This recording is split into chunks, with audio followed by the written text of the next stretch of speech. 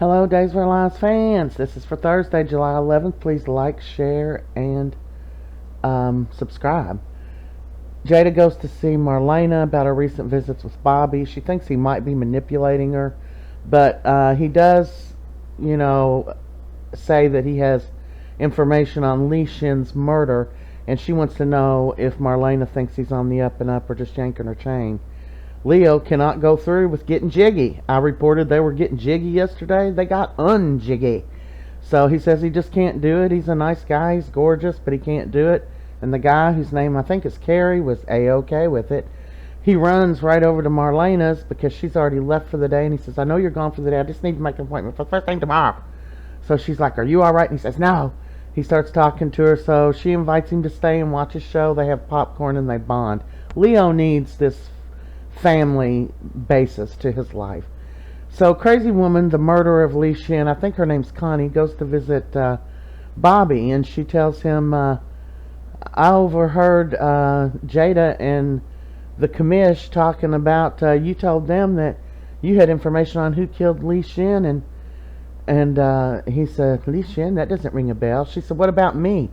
You weren't telling them it was me, were you? And he said, I have no idea who you are. And she said, really? You don't remember me? And she said, well, it wasn't me. I cared deeply for Li Shin. And he said, really? Because I remember you sitting in the park covered in blood, screaming, Lee, I didn't mean to kill you. I'm sorry. And she's like, okay. Well, I know you got a thing for Miss Hunter, but she's all snug as a bug in a rug with the commish. And that isn't going to change. But if you keep my name out of it and keep your mouth zipped, you can have Miss Hunter, and I'll take care of the commish for you, and this will be our little secret. Will he agree? We don't know yet. Jack and Chad are devastated to see that Gabby's coffin is empty. That's right, not a nothing in it. Nobody. So Rafe comes up along the scene. He said, hey, we got a report about grave robbers. Yeah, Jack and Chad and the Public Works Commission there. But he told Rafe what was going on, so Rafe's calling for a forensics team. He said, we'll find out if Abigail was ever in that coffin. So they don't know yet if Clyde just stole her body just to screw with them, or if she really is alive. They don't know.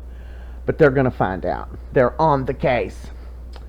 So Kayla goes over to talk to Julie. She says Chad's not answering her messages, and she said, I know you recommend he dig up Abigail's grave, and that's where they are now. They're digging her up.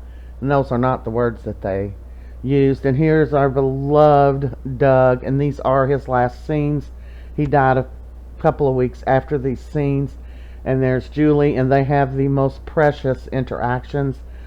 She tells him about they're digging up Abigail, and he's talking to her, and after everybody's gone, she's talking about how they've had so many years together that Chad didn't get to have Abigail, and some things got in the way that took their time, but they made it. And it talks about their life together is what it does, and it's so precious.